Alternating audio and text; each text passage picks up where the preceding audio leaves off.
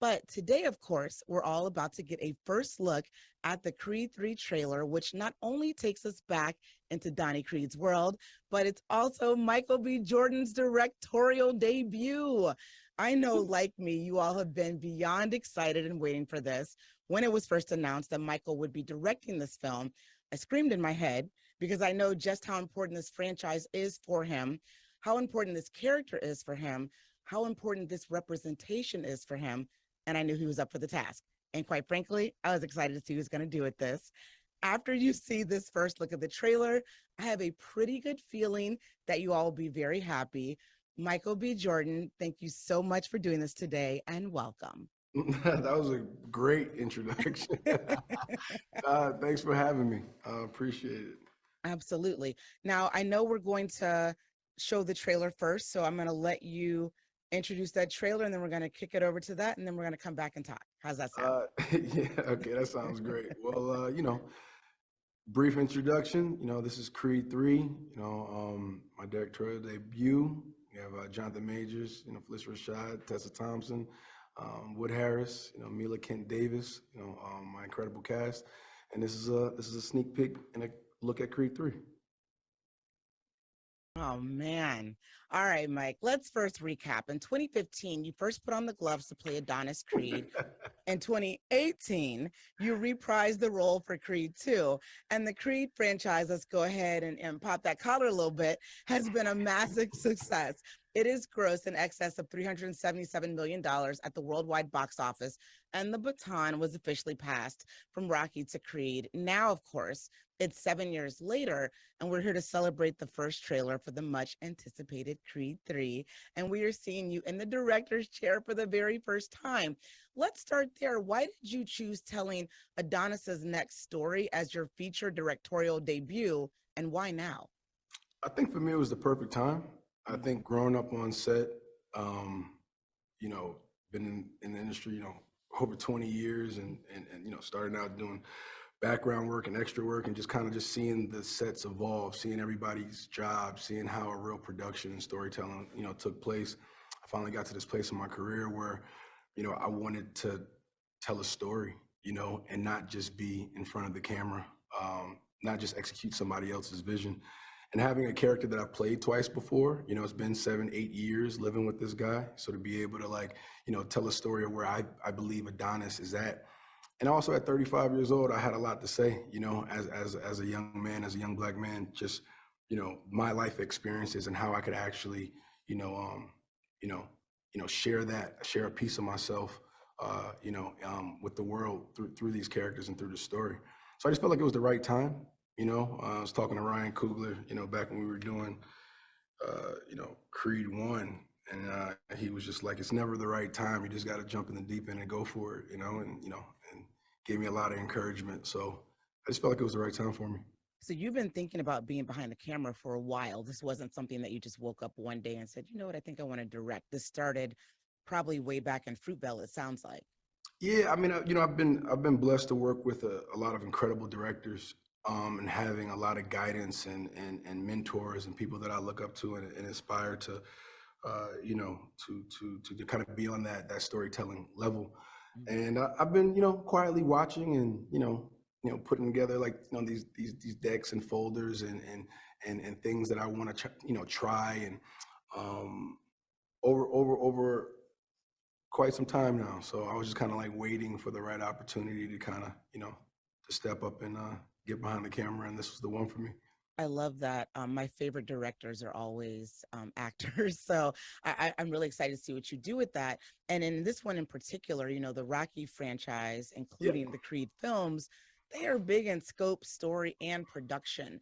So coming into this, how did you manage to steer such a large ship, a huge crew, so many background actors, and a tremendous team of designers and crew? I think for me, it was, the sum of all things combined. I think my experience being on set, from, since I was a kid to, the shorthand that I have with, a lot of the cast, and crew that have been around since Creed 1, as well, or throughout my movie career. And, having a shorthand with these people, having a clear vision, for what story I want to tell, because I've been, marinating on it and developing it, for such a long time.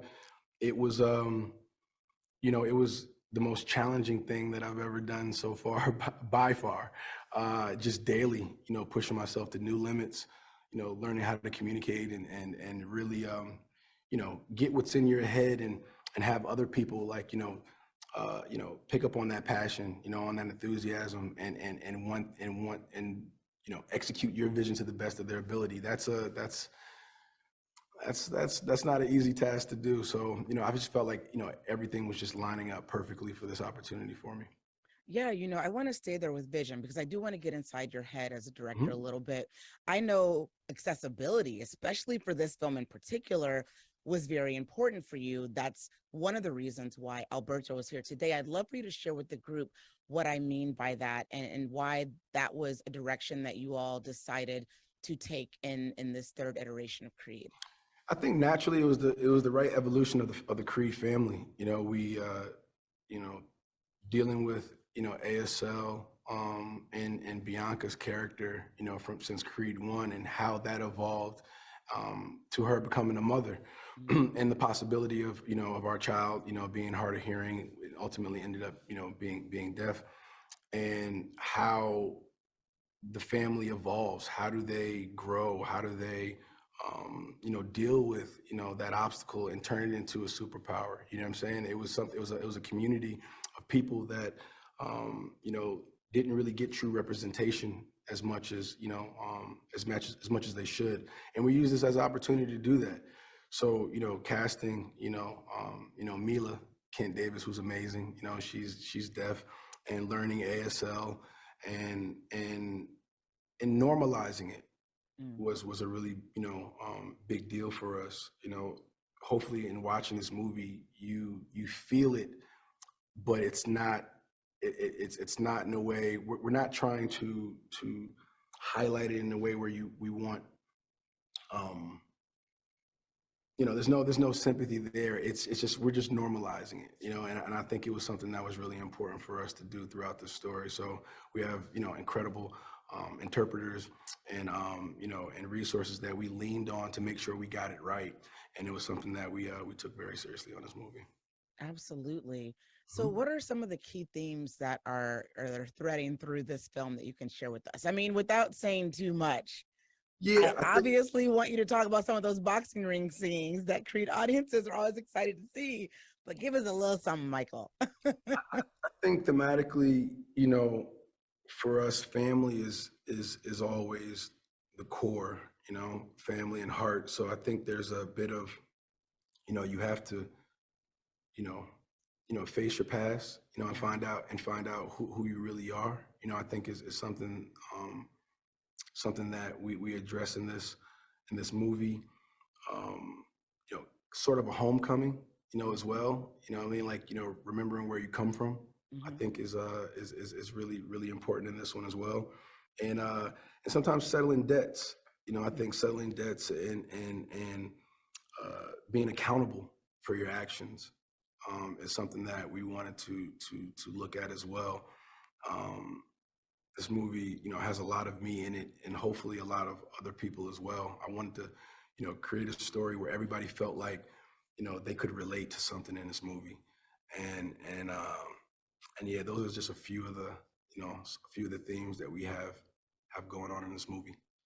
I can't even begin to imagine how challenging it was for you to direct yourself while also acting. So I want to, kind of get a little bit of insight on how you balance that extensive training to get and to stay into that Adonis shape in the prep and the duration of the film's production, while also prepping and directing, while also acting. I don't know how you pulled off that juggling act, but tell us a little bit about that. It's it's one of those things where you I'm a little sick. I must have a problem. The fact, because it's low key torture, but at the same time, it's so much fun, and the challenge. One, the challenge of accomplishing it all. The multitasking nature of it, to, develop story. Trying to stay in shape, give all the departments what they individually need to kind of go do their job, and then have my process as process as Adonis as well. Mm. It's really hard to put into words, man. It was, every day was a struggle, but honestly, it was the team of people that I had around me. Yeah. You really got to surround yourself with, the right help, so you can focus on the things you need to focus on. And sometimes that is doing two things at one time, or Mm. three things at one time. It's just a part of the job. I used to see, like, Ryan, and Stephen Capel on these projects towards the end of like production and, going into post, and they would, you would see them, they'd be a little run down, a little tired. And I just be like, and I got a little more pep in my step, a little more energy, clearly, because I don't have, nearly the workload that they did. And I would empathize with them, like, no, it's okay, man. I get it. I did not get anything. I had no idea. It's only now I can really look at them, eye to eye, and be like, you know what? I get it. I understand. And they're like, yeah, you finally get it. So it's an acknowledgement, once you step behind the camera, the undertaking that is, from the outside looking in, it seems, tough, Yeah. but it's extremely hard to do. I know I'm really excited to see your work moving after this point as an actor, how what you know now behind the director, how that changes the course of what you do. But I'm also very excited to see Tessa back as Bianca, and I'm sure the crowd is too. And then you went ahead and casted Jonathan Majors to be in Creed 3. Very, very exciting. Tell us a little bit about these two actors and their roles, especially Jonathan, because from the trailer, he's a bit of a mystery. We know he's from Yeah. the past. Yep. Probably gonna be a little bit of a villain. I don't know.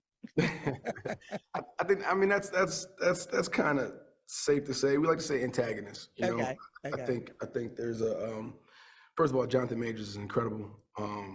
Very, very blessed and lucky to have him be a part of this story. And for me as a director, just to have that running mate and have that scene partner was, like, it it made all the difference in the world. I think he's extremely talented. The world is finding out daily, how incredible this man is and the work that he does.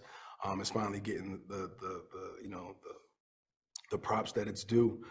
And Jonathan was incredible, man. He showed up every day, ready to go to war, ready to work. Um, Me and him bonded in a way that that I never had an opportunity to. And I guess it's my first time directing that relationship between, director and actor. I understand that now, and it's a bond that'll last forever. So just really lucky to have that gentleman by my side, while I'm going through this process. It was extremely helpful. And the character in Damien, you'll find out more about, but definitely a pivotal person and a pillar in Adonis's life, that kind of, that comes back around and it needs to kind of get addressed. So there's that. And then there's the incredible Tessa Thompson that I've been so lucky to work with over the years. She's a rock. She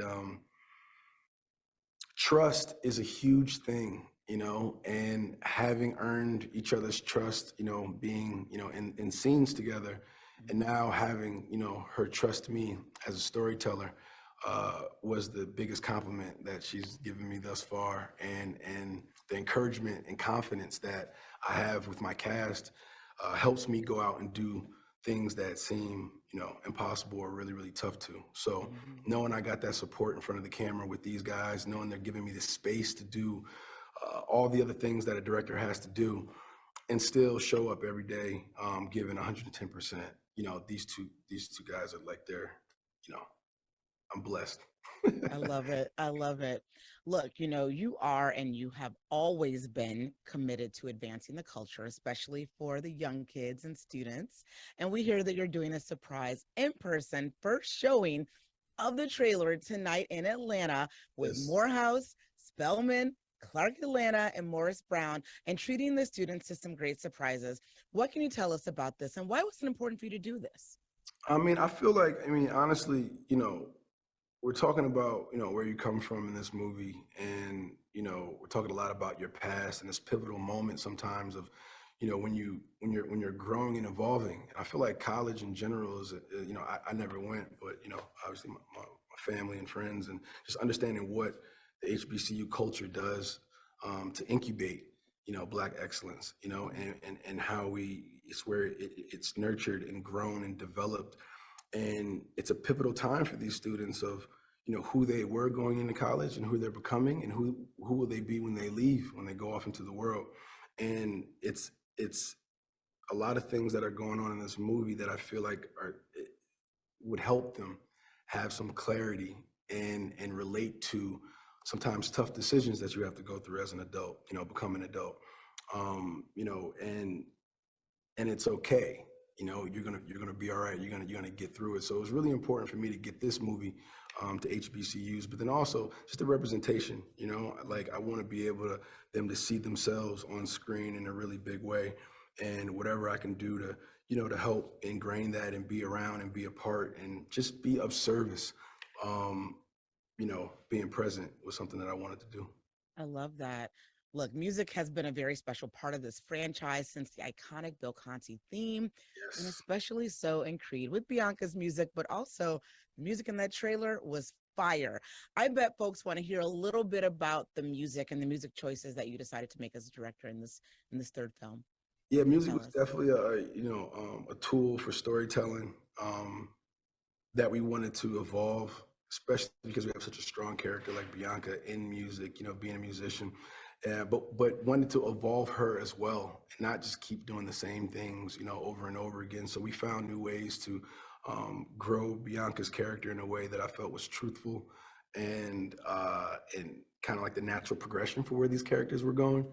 Yeah. And you're going to hear a lot of familiar voices and sounds throughout this movie. Well, actually, new sounds, but familiar voices that and from artists that people are familiar with, and I think we're going to be really excited to hear. And currently working on the soundtrack. We have Dreamville, executive producing, the soundtrack, Nice. with J. Cole. So another big piece to this as well within the storytelling throughout the soundtrack that I think people would be really, really excited about as well. And yeah, we wanted to make sure we fired off on all cylinders. This being the third movie throughout the Creed franchise, we wanted to make sure we grew up Mhm. and still double down on the things that people expect and love from this franchise, but also take them to new places as well. Love that. All right. The audience has questions. So I'm going to go ahead and kick it over and start asking some of these.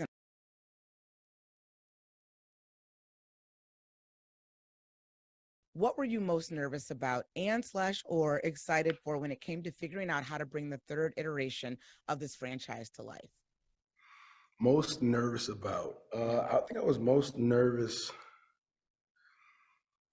that the experience I was trying to tell, because it was coming from a lot of it was pulling from my own personal experience, and other people that were close to me that I knew as well. Um, I was nervous about it connecting with people. I was nervous, you're in your own head, you're creating and developing things and you're working with the writer and stuff. You're like, man, is this something that, that people will, will they fuck with it? You know what I'm saying? Like that's something Right. that was going on in my head. But, you know, telling the truth, and being honest in storytelling is, one of the greatest gifts, that you can have and give and, through and through, we just continue to tell the truth. So Mm, that was something that was I was nervous about, but once we started filming and kind of get into it, everything kind of fell to the side. absolutely. Michael, congratulations for the trailer. It looks amazing. But as a Mexican, it's impressive and a source of pride to see Sal Alvarez appear in this film. So I wanted to ask you, how did the idea of Canelo appearing in this film come from? Where did that idea come from? Uh, you know, we just look back, just the history of boxing, and the Mexican culture, is such a pillar within, the sport of boxing, and felt like there wasn't really a lot of representation throughout the films uh, in that type of way, and it just wasn't. It just didn't seem like the reality I lived in. So I wanted to incorporate the Mexican culture into this film where we could. And you see Canelo, is in this project as well. And but you have Jose Benavidez, is a character, in this movie. Um, he plays Felix Chavez, and it's a character that I feel it's strong and it's good. So anyway, to answer the question, I just felt that there was a lack thereof that didn't seem truthful and honest to the sport of boxing, and I wanted to kind of put that character there. That's what I was talking about when I said representation earlier.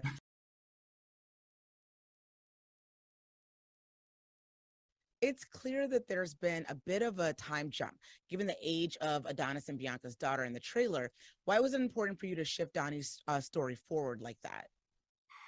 I think it was important to get to a pivotal point in Donnie's career and Bianca's career. Mm. I think we've seen them fall in love. We've seen them, come together and create life and a family together. I wanted to get to the next stage of the next crossroads for them, the next level of life and experience as young adults dealing with professional career and family and the choices that come along with that. I think it was very kind of is not specific, but it was a reflection of kind of where I was in my life, professionally, personally, and I just had a lot to say around that. So I figured we'd progress things there. Amazing. I'd love to hear about the mental, emotional preparation that went into your directorial debut. Can you talk about some of the unexpected challenges? Holding on for dear life. No, it was. I feel like coming out of lockdown, quarantine. This is where a lot of this pre-production and prep was going on. So it was a lot of stuff going on in the world, and that was my escape. A lot of times was just diving into this world and creating this story. Mentally, for me, there was nothing I could do to prepare myself for this. Anything I thought I was doing, it was not enough. So the meditation, but very helpful. I think meditating was really important for me. Just talking to a lot of directors that have been through this before really gave me as close of an idea as what the experience was going to be without going through it myself. So leaned on those conversations and that advice. Just got finished working with Denzel, right before this project. So I had that wisdom, and support that was there. So it really helped me out a lot during prep. So I think mentally for me, just taking it a day at a time, but at the same time, always planning, 10 steps ahead. So Yeah. I think it was whatever you can do in the moment to feel better, you know what I'm saying, and help cope and also prepare yourself for the day ahead and the weeks ahead. That's what you kind of did. Absolutely. How has the relationship between Adonis and Bianca evolved from Creed 2 to Creed 3? Without giving away and talking about it too much, I feel like there's a time where adults, people in relationship have to make choices around um, selfish decisions and choices that not selfish in a bad way, but just decisions for yourself versus decisions for your family, and how do you compromise? Where's the middle ground? How do two people who are two individuals who are successful by themselves, how do you be successful together? I think that was something that we touched on a bit between our relationship, and yeah, support for one another. What does that look like? Who's carrying the weight when? Within a relationship. I think that was something we want to touch on as well. So, she's progressed. Bianca is a strong woman, an incredible mother, and and a great wife, who, you know, yeah, she's so that's kind of how they evolve. Okay, can't wait to see that. Two more questions from the audience. What did you learn about the art of the training montage now that you've directed some? The art of the training montage. Get any and everything you can. every push up, every speed back moment. I think no, but seriously, I think from the montage, I think what are the stakes? You know, how is your character? You know, leaving the montage better than he was when he first started. I think Mhm. I think that's a good one to stick to. That's a great one to stick to.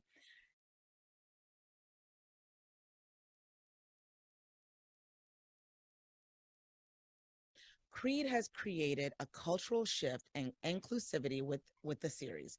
How important is it for the film to continue growing these positive Black themes on mental health, hearing impairment, and the structure of the Black family? I think it's extremely important. I think with not a lot of examples of those things, out there, and this being a movie that kind of has, all of those in one, I think it's very important, for this franchise to continue to put those themes on the forefront and normalize them in a way, um, you know, that we can actually do something about it. Yeah. So you can actually think on it and dwell and hopefully, you know, be a difference maker in people when they make decisions, when they're thinking about things like this. So I think it's extremely important, and we're going to continue to do so. If we were to have a final question, it would probably be why you got to make us wait until March 3rd, 2023 to see Creed 3. Michael B. Jordan, thank you so much for doing this today. Thank you for sharing this first look trailer with this community of journalists. I know everyone appreciates it. There were so many questions that came in, and I know that people are really excited to talk to you down the road about this film. Congratulations and continued success as always. Thank you so much. Thank you guys so much. Thank you. Thank you. Thank you. Yeah. And thank you guys for tuning in.